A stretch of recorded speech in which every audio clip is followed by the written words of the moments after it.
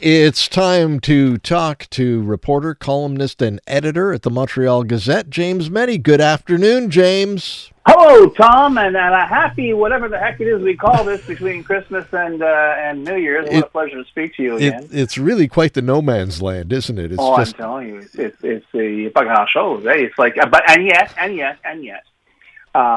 there's all kinds of things literally happening around us.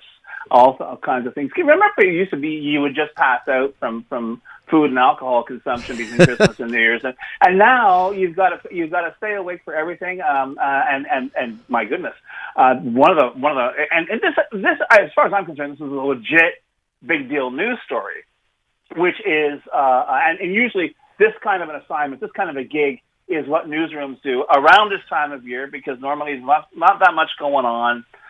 So let's just fill it up with, these blue sky polls or whatever. Mm-hmm. But Léger has conducted a poll for Québécois, and it's the most popular and least popular politicians as far as Quebecers are concerned. And as far as I'm concerned, these results are absolutely devastating. Certainly, it turns a lot of presumptions on its head, i.e. that, Ottawa better watch its step because, Quebecers won't take any of that. And the funny thing is, the people who are saying that are on the way down, and the most popular politician in Quebec right now is Mark Carney, which is like kind of nuts. And what's really interesting is the second most popular is Manon Massé, who's leading politics, but she was with Québec Solidaire. Mm-hmm. The third is Mélanie Joly, which as far as I'm concerned, came out of left field because I know she's very diligent. She's in the news, but I didn't really see her as being on the radar for a lot of Quebecers. And finally, we looked down. Wait the heck! Whoa, where is he? I got to go down maybe like 7 or 8 points there. The enfant gâté of Quebec politics, Paul Saint-Pierre Plamondon, head of the Parti Québécois, he's polling at 40%. And that when you think he's in a tie with the mayor of Montreal, and he's 4 points behind. Gabriel Nadeau-Dubois, Québec Solidaire.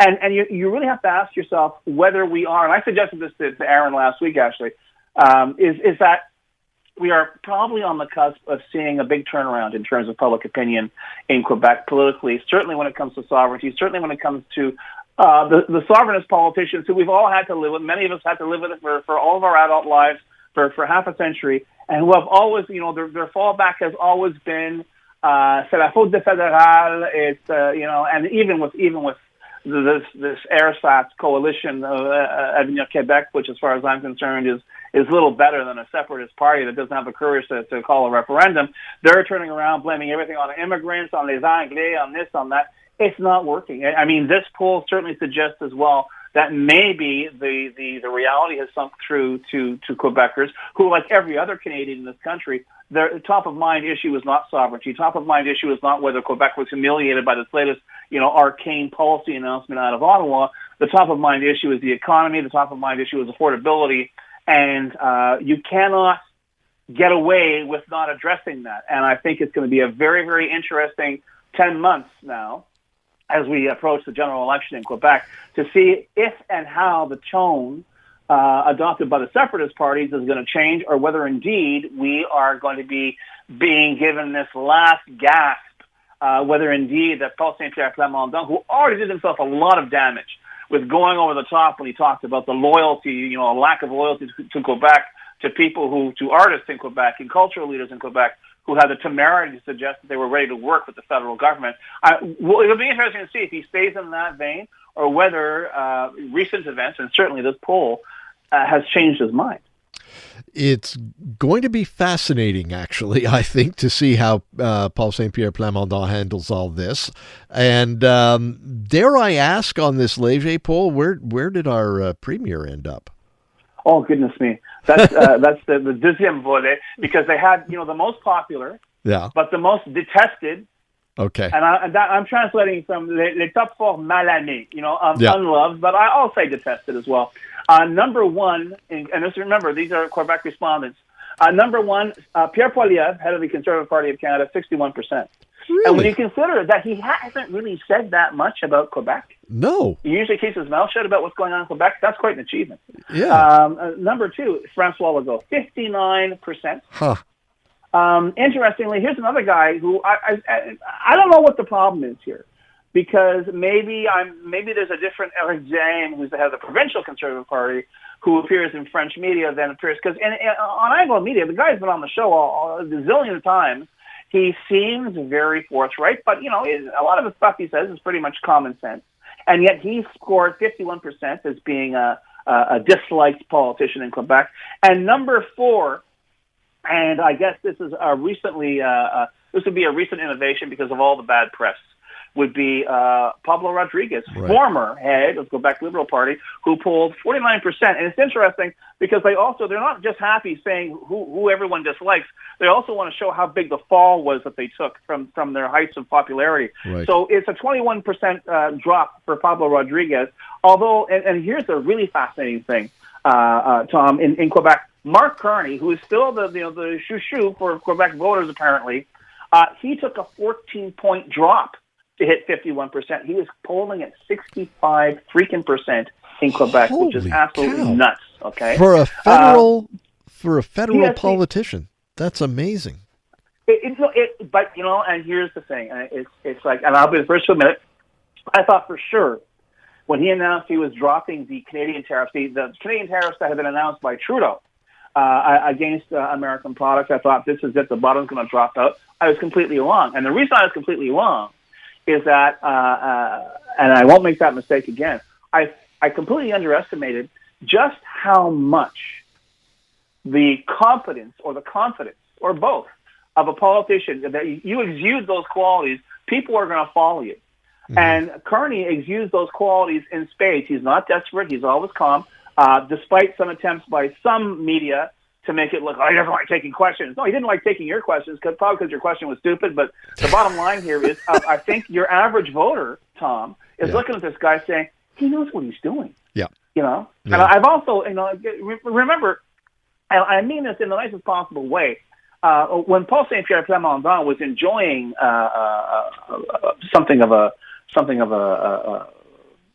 an apogee in terms of public opinion, it was basically because, and I've said this before, he was the only Quebec politician who wasn't accidentally setting himself on fire on a regular basis. I mean, they looked at this guy, well, he's pretty normal as compared to what he's up against. But now that has changed as well. He, too, has slipped and basically tripped over his own tongue with some of the comments that he's made, and now he's paying that price. But if nothing else, I guess we should all be reassured by the fact that if you even look, it doesn't matter if you actually know what you're doing, but if you look as if you know what you're doing, that calms people down. That gives people a reason for hope and gives them the idea that perhaps things are going to get better. And as much as I'd like to say that there's all kinds of very deep philosophical reasons that people, vote for a particular candidate, I've always felt that in the end, you want someone who's going to spend your money wisely, and when push comes to shove, they're going to look after you. Politicians, they say it, the safety of the public, the safety of Canadians or Quebecers is number one, is paramount. You know what? We believe that, and we think that's the priority as well. And I think that's one of the reasons why you're seeing these absolutely astounding numbers for Mark Carney in a territory which recently was not that federal friendly. Lest we forget, Tom, I think you've been around long enough to know as well, that perhaps the federal politician who treated Quebec separatists with the largest and so far unrivaled level of disdain was Pierre Elliott Trudeau, mm-hmm. who, when he was prime minister, ran the table. The federal Liberals ran the table in Quebec. Yeah. They had these huge majorities of seats in Quebec. So there may be something there. Perhaps this idea is more of a media creation, that suddenly Quebecers want to shuffle off, want to throw off the yoke of federalism. Maybe some picture bylines over at the Journal want to do that, but these numbers suggest in the Journal de Montreal that the contrary is true on behalf of actual tax-paying Quebecers. Now, so it's a very interesting finding. You touched on something earlier, the saying that about Mark Carney coming off as a competent politician, yeah. And do you think that it's partly because everyone else surrounding him has been, as you said, shooting themselves in the foot. Yeah. And he's the only guy, he's the one who's just standing there going, he doesn't have to do anything really to look good. I think that's part of it. You're quite right, because what I mentioned about St. Pierre Plamondon, I think also applies to Mark Carney. Compared to the competition, he looks like a great deal. But there's also, I think, because you can slip and you can fall, as St. Pierre Plamondon did. And maybe it'll happen this year to Mark Carney. Who knows? But so far, he has been able to handle every situation. For a banker, he's very media savvy. And whether that's because he's got a good crew around him, which also suggests if he's got a good entourage, that's also his judgment. But yeah, I think that there is something right now. There is a desire on the part of Quebecers and Canadians. And yes, I make the differentiation. As far as I'm concerned, they are one and the same. That they want someone in charge who knows what they're doing, who is going to get them through what is an unprecedentedly bizarre time in Canadian history and our relation with the States and indeed our relation with the rest of the world. So, you know what? He seems to be the right guy in the right place. Yep. And so far, so good. And those numbers, even though they've dropped somewhat, still remain astronomically high for a politician of any stripe in Quebec or elsewhere in the country.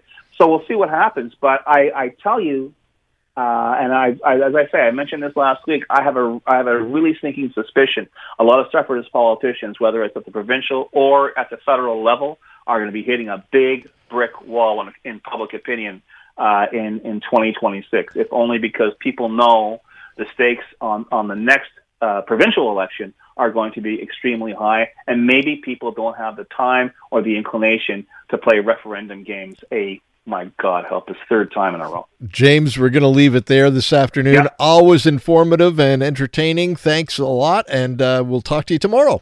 Adamant.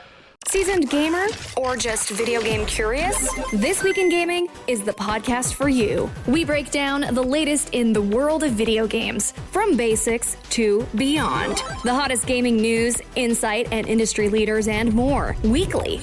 Join me, Naomi Kyle, and stay ahead of the game with all the latest updates, even if you're a total newbie. Stream This Week in Gaming on the free iHeartRadio app or wherever you get your podcasts.